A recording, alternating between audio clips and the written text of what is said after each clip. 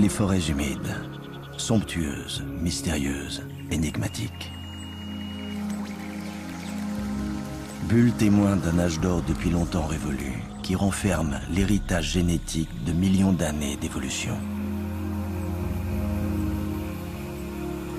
Elles abritent la moitié des espèces vivant sur Terre, et pourtant, une bonne part des organismes complexes qui peuplent les forêts humides restent à découvrir. Mais encore plus stupéfiantes sont les forces à l'œuvre dans ces forêts tropicales, si puissantes qu'elles ont des répercussions dans le monde entier.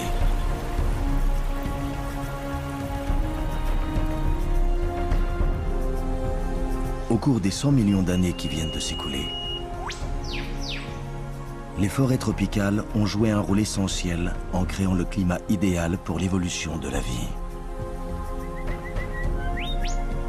Non seulement ces forêts sauvegardent la richesse génétique de notre passé, mais nous savons désormais qu'elles jouent un rôle primordial dans l'avenir de notre planète.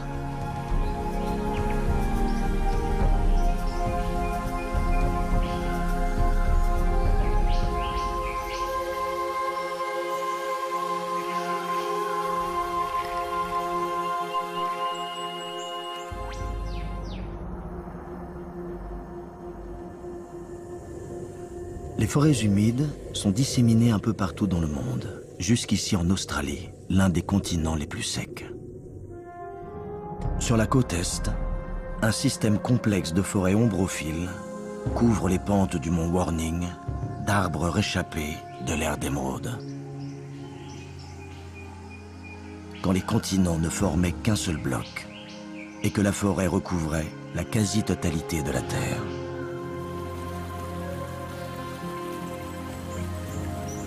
Tandis que la majeure partie de l'Australie s'asséchait, sur cet ancien volcan, le climat est demeuré plus ou moins stable, miraculeusement arrosé par les pluies.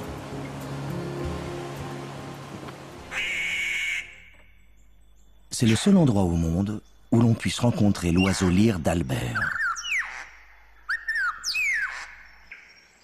Un descendant direct des premiers oiseaux qui peuplaient autrefois le continent unique, le Gondwana.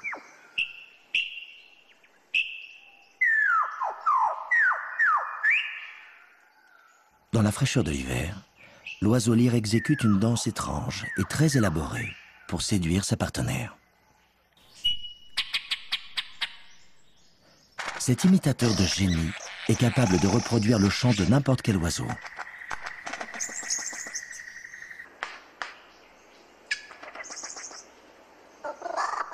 Il peut faire le doux kookaburra, le perroquet,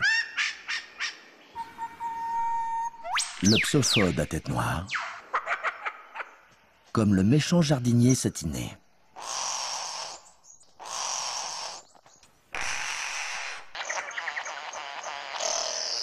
Il se lancera même dans la gigue joyeuse du jardinier.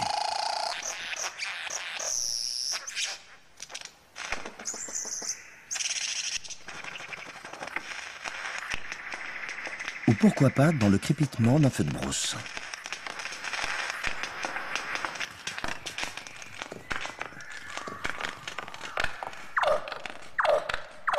Ces appels, caractéristiques d'un clan, se transmettent de génération en génération. Celui-ci, qui semble tout droit sorti d'une cérémonie rituelle aborigène, s'accompagne d'une chorégraphie précise rythmant le tempo.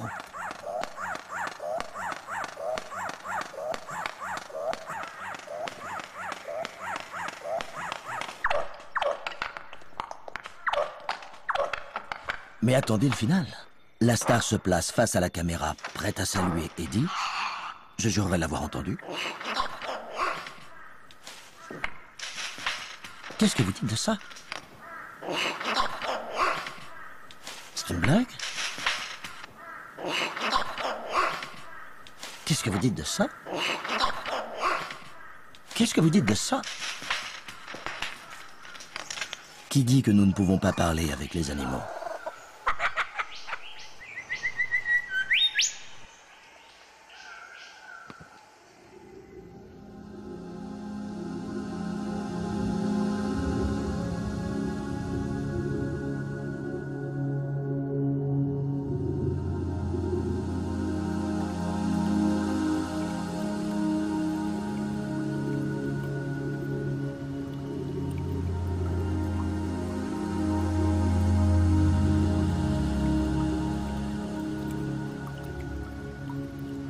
Les marsupiaux à sang chaud ont profité du recul de la forêt pour étendre leur domination sur ce continent isolé.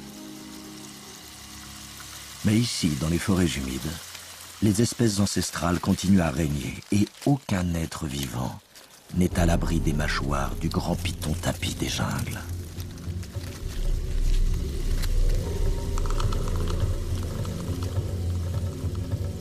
Une colombe grivelée fouille le sol de la forêt.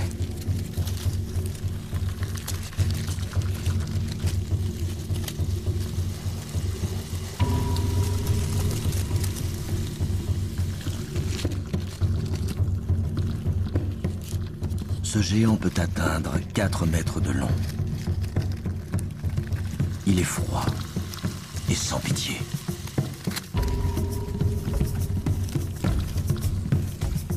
Le python est un chasseur tellement accompli qu'il n'a quasiment pas eu à changer depuis des millions d'années.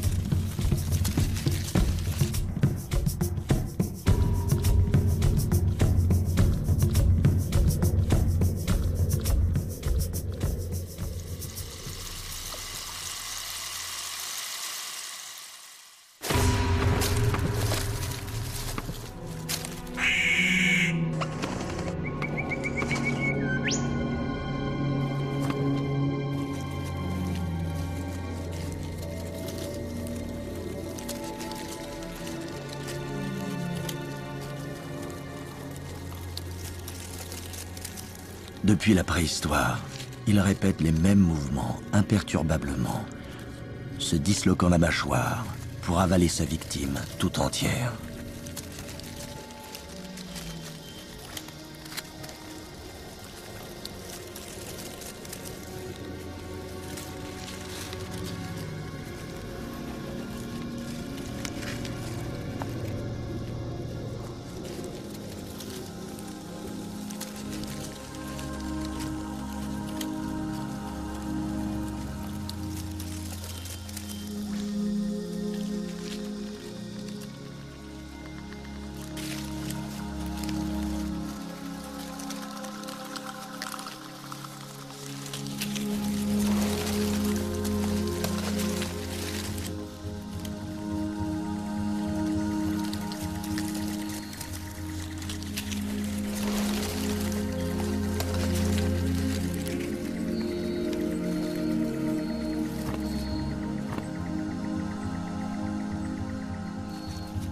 Les pythons traquent leur proie grâce à leur odorat extrêmement perfectionné.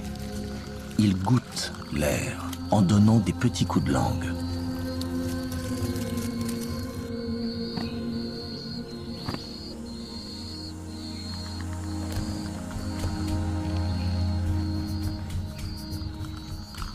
Les oiseaux savent que leurs nids forment des cibles de choix pour les prédateurs. Ils sont souvent bruyants et ils sentent fort.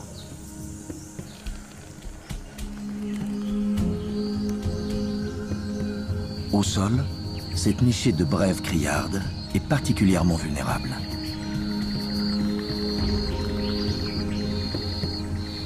Leurs parents nourrissent leurs petits frénétiquement dans une course contre la montre, afin qu'ils puissent au plus vite atteindre leur indépendance et quitter le nid. Ils font tout ce qu'ils peuvent pour que leurs petits soient en sécurité. Ils évacuent les déjections des oisillons dans des sacs fécaux hermétiquement fermés, pour éviter que l'odeur n'attire l'attention sur le nid.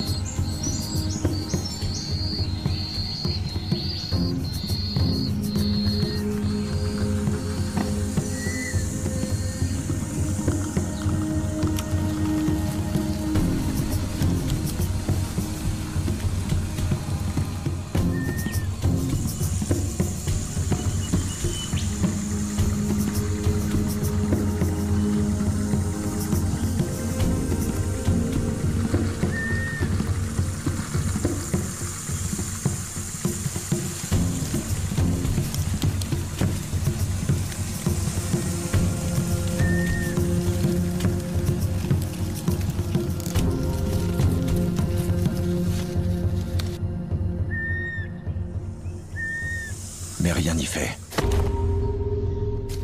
les chances de survie sont minces. 4 oisillons sur 5 n'atteindront jamais l'âge adulte.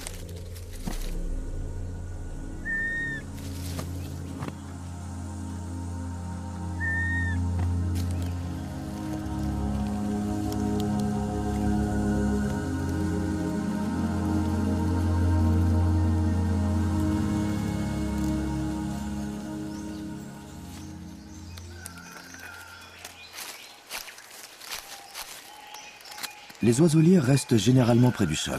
Ils ne sont pas très à l'aise en vol. Mais l'expérience a échaudé cette femelle qui a bâti son nid en hauteur, dans la canopée.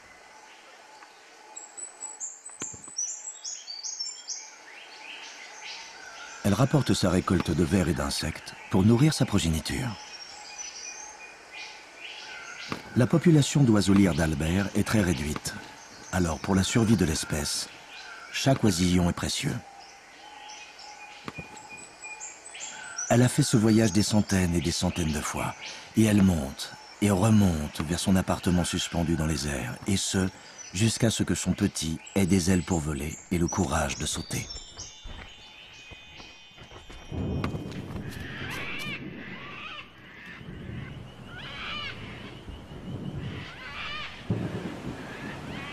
Ces Cacatoès à huppe jaune sont des nouveaux venus dans la forêt. Ils fuient la sécheresse qui sévit à l'intérieur des terres. À la saison chaude, des systèmes dépressionnaires descendent des tropiques et déversent des pluies torrentielles. C'est dans les gouttes d'eau que nous découvrons pourquoi les forêts humides sont à la base de la vie sur notre planète.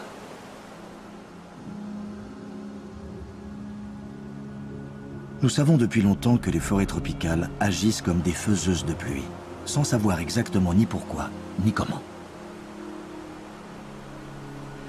Pour qu'une goutte de pluie apparaisse, l'eau a besoin d'un noyau autour duquel elle peut prendre forme.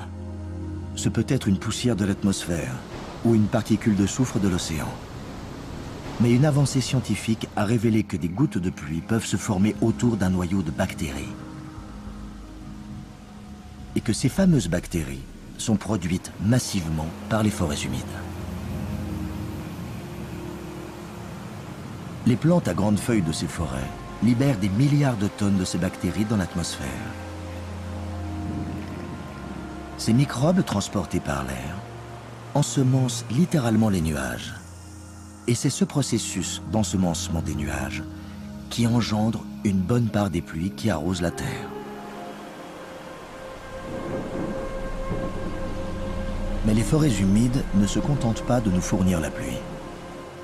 L'énorme masse de vapeur transpirant de leurs myriades de feuilles crée un vaste rideau de nuages qui nous protège de son ombre et rafraîchit certaines des zones parmi les plus chaudes de la planète. Cette couverture nuageuse réfléchit aussi une part de la chaleur du soleil et la renvoie dans l'espace. Sans elle, la vie sur Terre ne serait pas tenable.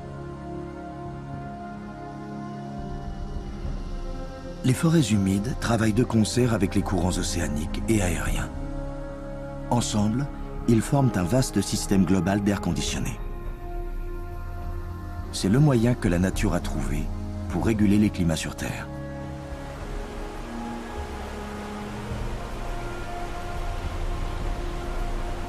La pluie a sculpté la plupart des paysages terrestres. Des millions d'années de précipitations ont érodé cet ancien volcan, le grignotant sur la moitié de sa hauteur, creusant des centaines de torrents et de chutes d'eau.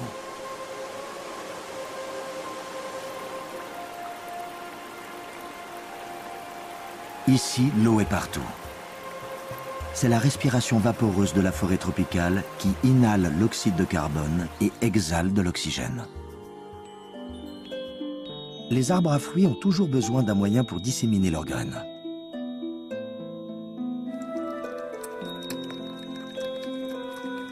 Les marsupiaux nocturnes, comme ce minuscule opossum pygmée, peuvent faire l'affaire. Mais c'est avec l'aide de créatures ailées que l'on peut réellement disperser loin ces graines. Tels ces carpophages à double huppe.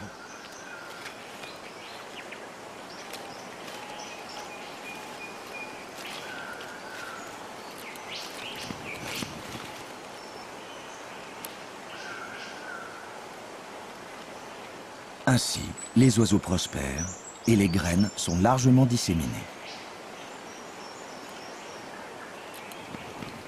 La phasianelle brune se nourrit des baies de l'Omalonthus populifolius et ses petits lopes magnifiques picorent les figues sauvages. C'est grâce à tout cela que le cycle peut se perpétuer. Les oiseaux dispersent les graines et un nouvel arbre va grandir, qui va ensuite ensemencer les nuages, qui vont fabriquer la pluie, qui elle-même va rafraîchir le climat, ce qui fait que la vie continue.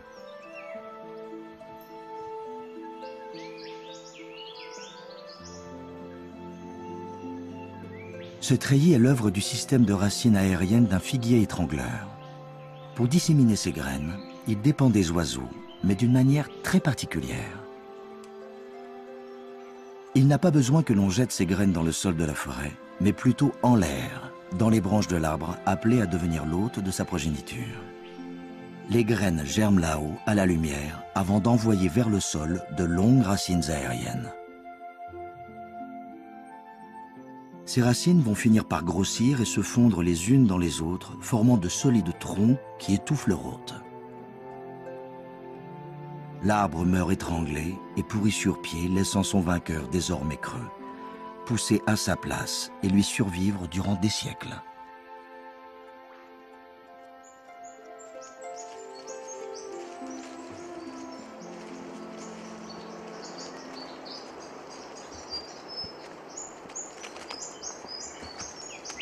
C'est le printemps, et pour le tas légal de la tame, il est temps de rassembler des feuilles mortes pour bâtir une vraie petite montagne.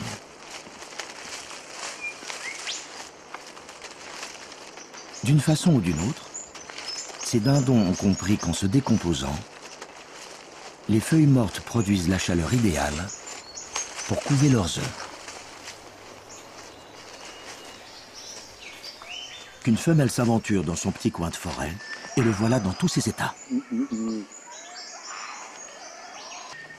Il se met à creuser à toute vitesse un nid pour la séduire. Il va même jusqu'à sonder la température avec son bec. Parfait. Ensuite, la femelle frétille de la queue pour lui signaler qu'elle est prête à s'accoupler. Ce qu'ils font sans plus de cérémonie.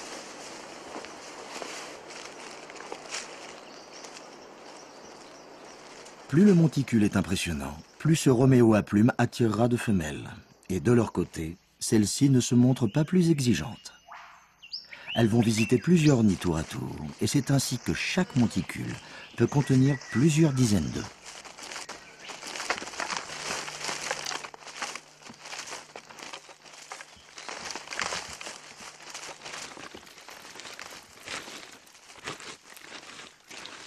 Les dindons des broussailles ont une nombreuse progéniture, et il le faut. Leurs œufs sont prisés par une foule d'amateurs, tel ce goanna affamé. Ou ce python, mais aussi puissant et menaçant qu'il puisse être. Il a peut-être trouvé son maître.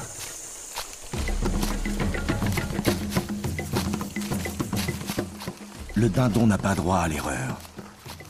Il doit rester à distance respectueuse du serpent, mais être suffisamment prêt pour l'assaisonner copieusement.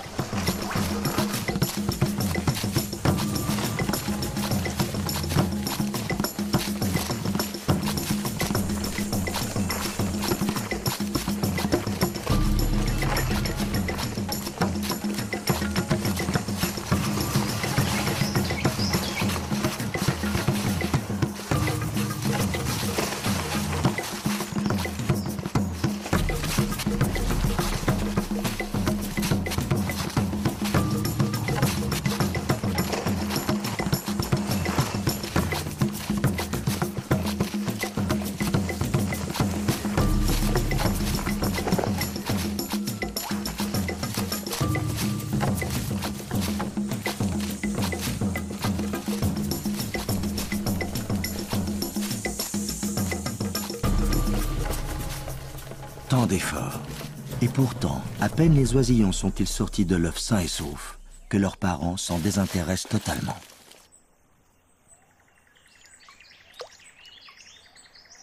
Ces petites boules duveteuses vont devoir se débrouiller seules.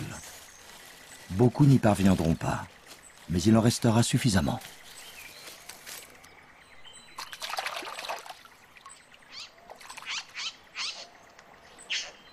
Le sol de la forêt accueille aussi l'oiseau jardinier, le don-juan de la forêt ombrophile. Ce splendide jardinier prince régent ne vit que dans les forêts d'altitude. Le jardinier satiné, tout aussi somptueux, est plus largement répandu. Les mâles jardiniers cherchent à s'accoupler avec le plus de femelles possible.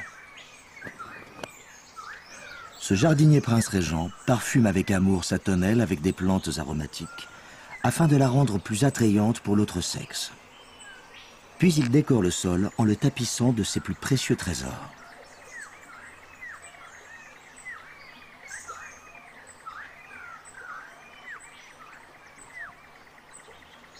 Lorsqu'une femelle se présente à sa porte, il exécute pour elle une parade nuptiale frénétique.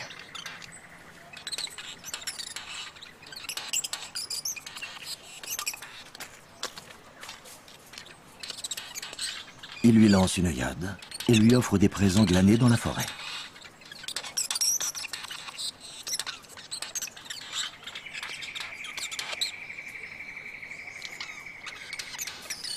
Après un tel numéro, comment résister? Et puis, il n'est pas du genre à jouer l'amoureux transi trop longtemps.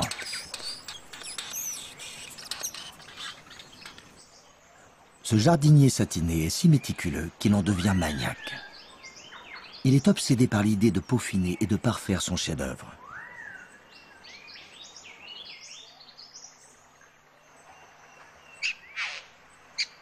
Sa tonnelle n'est pas un nid.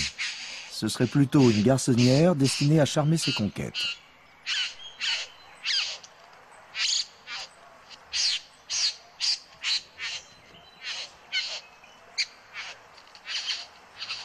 Le problème, pour ce perfectionniste satiné, c'est que parfois, lorsqu'il quitte son pied-à-terre pour chercher de quoi casser une graine ou décorer son intérieur, une femelle vient à passer.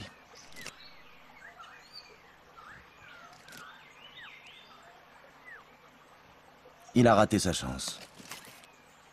Donc, c'est reparti pour une parade et un chant nuptial.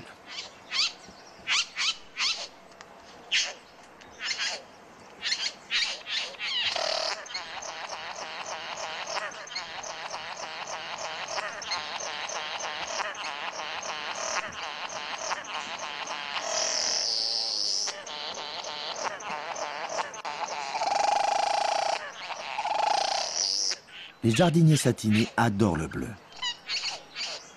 Tout ce qu'ils peuvent ramasser de bleu a droit à une place de choix sous la tonnelle. Mais ces manières ostentatoires ont le don d'en énerver certains. Un autre mâle attend dans la coulisse. À la première occasion, il entreprend de saccager la tonnelle de son rival. Il n'est pas tranquille. À tout moment, le fier propriétaire des lieux peut le prendre sur le fait. Et s'il se fait surprendre, il risque de gros ennuis.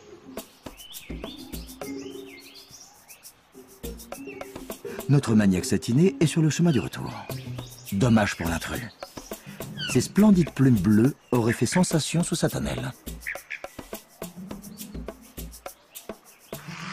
Néanmoins, pour bien marquer l'affront, le vandale emporte quelques brindilles pour sa propre tonnelle. Sa garçonnière en ruine, notre ami sait qu'il n'a plus aucune chance pour aujourd'hui. Il ne lui reste plus qu'à rebâtir son œuvre. Le jardinier est un véritable don Juan. Il refuse catégoriquement de prendre la moindre part dans l'éducation de ses petits. Tâche qui incombe à la femelle. À elle, la vie de mère célibataire avec une nichée de becs affamés à nourrir. Lui, il vient trop occupé avec sa garçonnière pour l'aider à élever sa famille.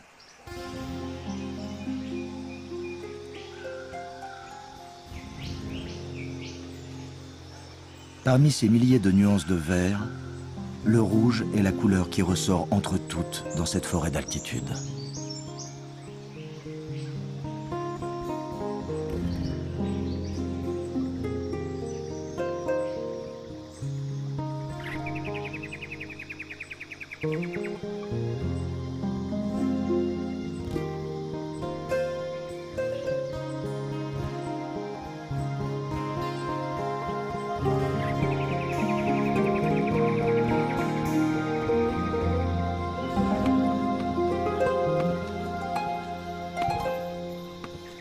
Mais le rouge n'est pas la seule couleur vive ici. Les forêts humides sont des refuges pour certaines plantes à fleurs parmi les plus anciennes du monde qui ont survécu et sont restées quasiment inchangées depuis plus de 100 millions d'années. Bien avant que l'Australie ne se libère de l'Antarctique.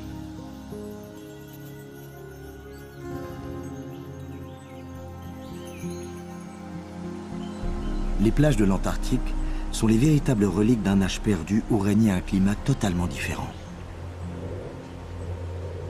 Leurs ancêtres fossiles ont été découverts pris dans la roche, sous la calotte glaciaire antarctique. Ces fleurs ont été emportées si loin du climat frais dont elles sont originaires, qu'elles sont aujourd'hui incapables de produire des graines, et elles ne survivent qu'en réutilisant encore et toujours leurs bonnes vieilles racines.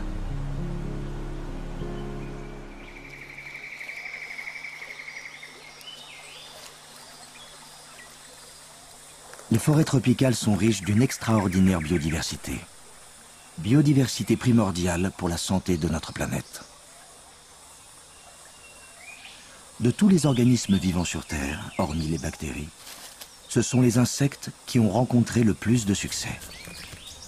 Il y a 3 fois plus d'espèces d'insectes que de toutes les autres espèces réunies. Et on ne cesse d'en découvrir de nouvelles.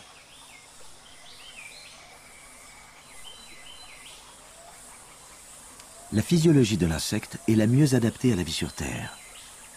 Et ils ont exploité à peu près toutes les niches écologiques disponibles. Sans eux, les forêts humides n'existeraient pas.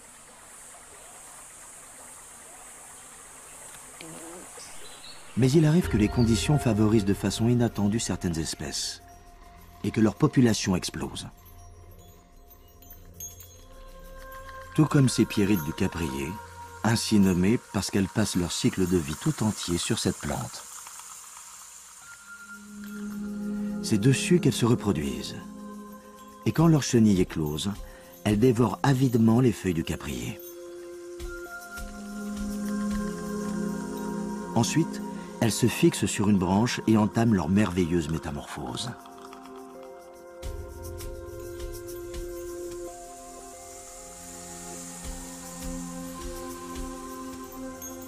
Enchâssé dans sa chrysalide, le corps de la chenille se dissout dans une soupe avant de se reconstituer miraculeusement en papillon.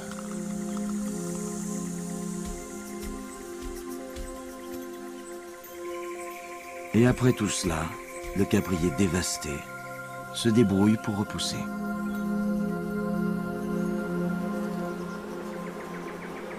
Les insectes jouent un rôle crucial dans la pollinisation des plantes. Les fleurs leur signalent, avec leur couleur et leur parfum, que le nectar est servi. Et l'unique fonction du nectar est d'attirer les pollinisateurs. Donc, les plantes ont besoin des insectes, mais les insectes ont eux aussi besoin des plantes. Toutes les espèces de plantes connues sont mangées par des insectes.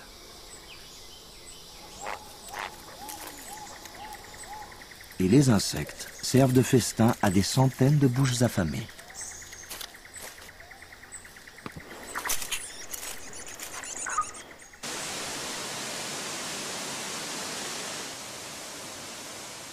Cette colonie de chauves-souris quitte sa grotte chaque nuit pour chasser les insectes volants. Les chauves-souris naviguent à travers l'entrelacs des branches et des lianes dans le noir total, en repérant leur proie par écolocalisation, grâce à leur ouïe extrêmement sophistiquée.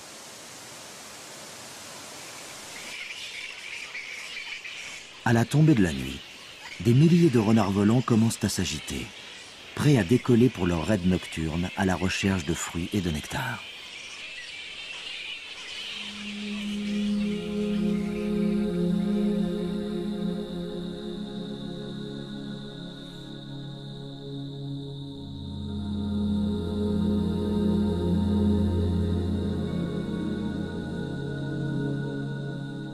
Ce n'est pas parce qu'il fait nuit que la forêt humide dort pour autant.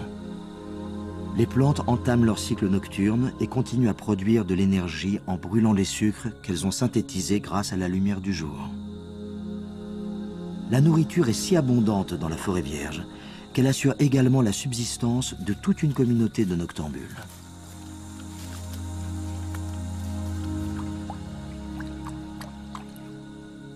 Tout comme les opossums, il existe toute une batterie de timides marsupiaux aux noms plus délicieux les uns que les autres, tels que Antechinus, Macropus, Phascogal.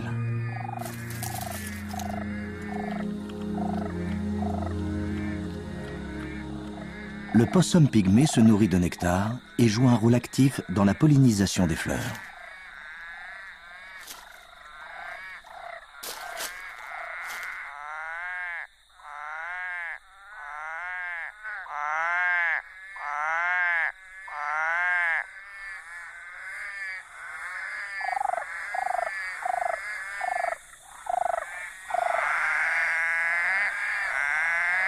Les rainettes arboricoles aux yeux rouges dépensent une énergie fabuleuse à essayer d'attirer une partenaire. Et pourtant, l'affaire est risquée, car elle n'attire pas seulement les tenants de l'autre sexe. Les chasseurs nocturnes, comme ce serpent à écailles rugueuses du sud au venin redoutable, savent que durant cette période de l'été, les grenouilles viennent toujours dans cet étang pour s'y accoupler. Les hiboux peuvent voir dans un noir d'encre et localisent leur proie grâce à leur ouïe très fine.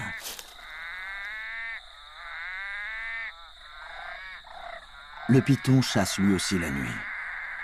Mais il n'entend pas, donc il se sert de ses fossettes thermosensibles sur les mandibules pour localiser ses proies à sang chaud dans la nuit.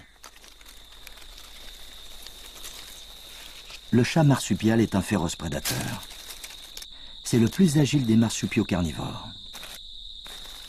Mais au cours des 10 dernières années, il a bien failli disparaître de cette forêt. Des changements que nous ne comprenons pas toujours sont en train de s'opérer, avec des conséquences inquiétantes. Des espèces entières disparaissent.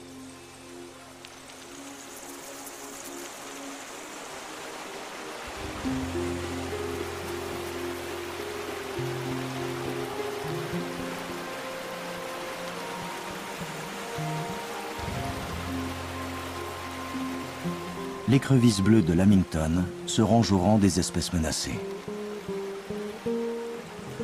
Encore une créature venue du fond des âges qui, pour survivre, n'a trouvé que les cours d'eau de cette forêt.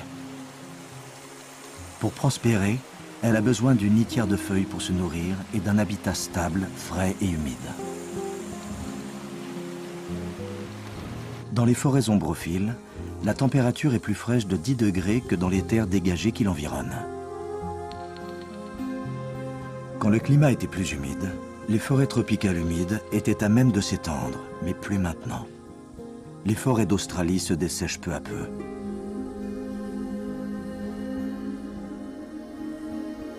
Mais le climat n'est pas le seul responsable du recul des forêts humides.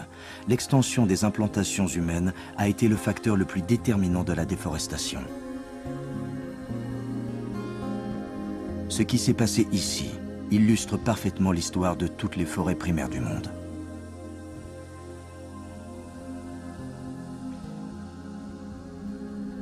Les premiers peuples indigènes ont vécu dans et de la forêt tropicale durant des milliers d'années.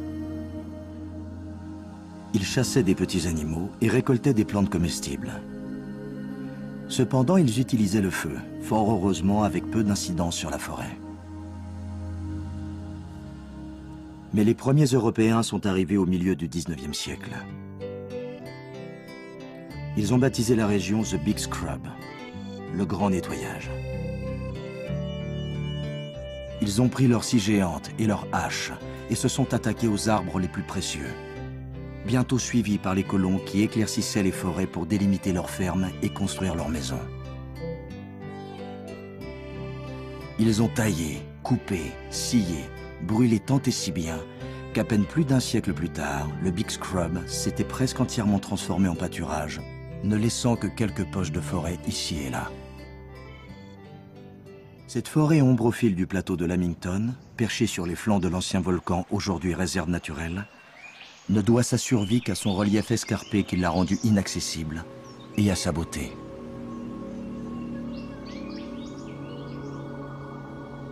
Mais pour combien de temps ? Le climat de la Terre est en train de changer. Ces derniers temps, les saisons sont plus capricieuses et les pluies estivales ont tendance à faiblir avec des conséquences dramatiques.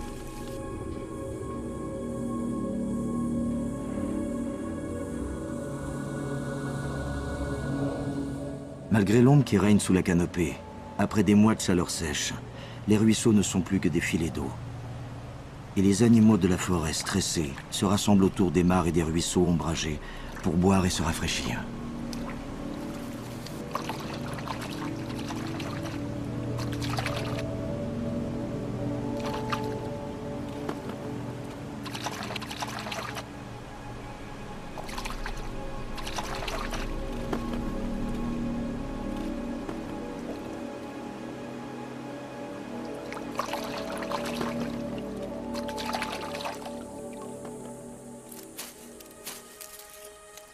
Certains oiseaux se nourrissent en fouissant dans la litière de feuilles qui jonchent le sol de la forêt.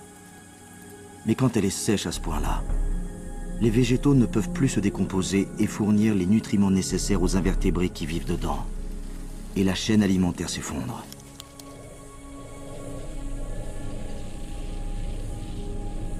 Les escargots et les insectes commencent à mourir suivis de près par ceux qui s'en nourrissent.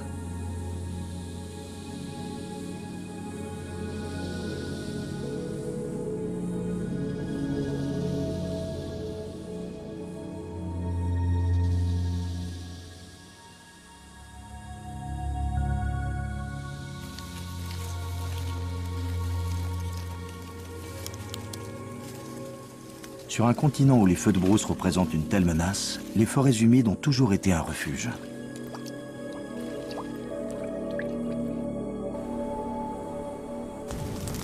Dans les forêts d'eucalyptus avoisinantes, des incendies sont à craindre tout au long de l'été. Après des mois de sécheresse, le bush peut brûler jusqu'à l'orée de cette forêt tropicale.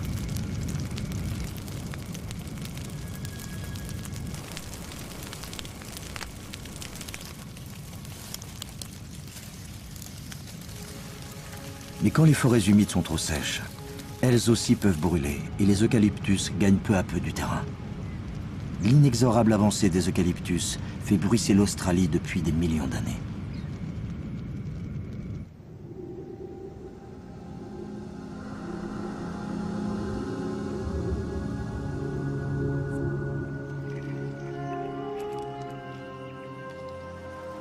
Ils fournissent la pluie et régulent le climat en le maintenant frais. Ils assurent l'alimentation en eau des rivières, des fermes et des grandes villes.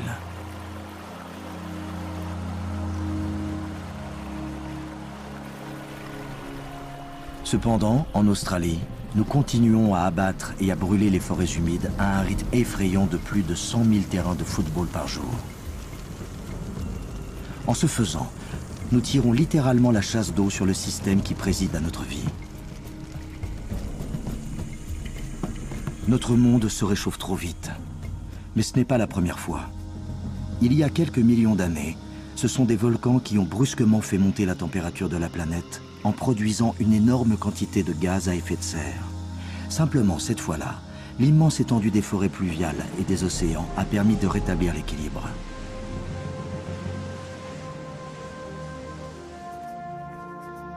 Aujourd'hui, nous n'aurons peut-être pas cette chance. Il ne reste plus que 20% des forêts humides tropicales mondiales. Nous avons peut-être déjà fait basculer cet équilibre.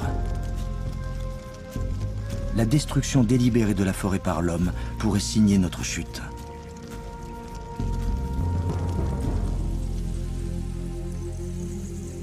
Il suffirait que notre climat change trop vite pour que des centaines, des milliers d'espèces sauvages disparaissent.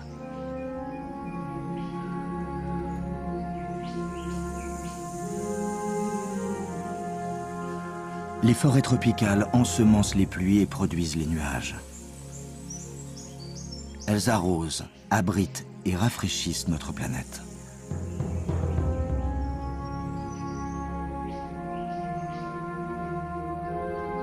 Sans ce système d'air conditionné naturel, la vie ne peut pas s'épanouir.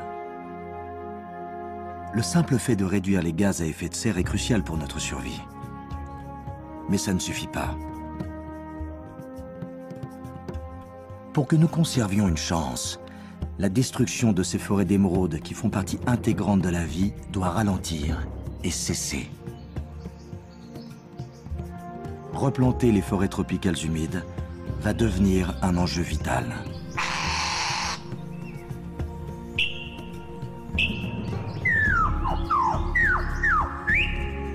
l'oiseau-lyre d'Albert reproduit le chant de ses ancêtres depuis des millions d'années, ici, à l'abri dans le plus protégé de tous les sanctuaires, sur les pentes d'un ancien volcan.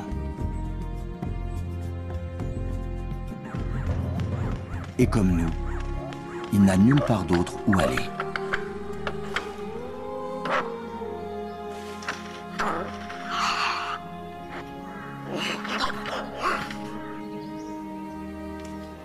Qu'est-ce que moi je dis de ça?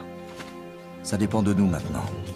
Le destin de cet oiseau-lyre, de la forêt tropicale et le nôtre, est désormais entre nos mains. Il y a un peu plus de 150 ans, un sage a dit « La préservation du monde réside dans la nature ». Peut-être est-il temps de tenir compte de ces paroles et de nous sauver, nous et notre belle, notre merveilleuse planète.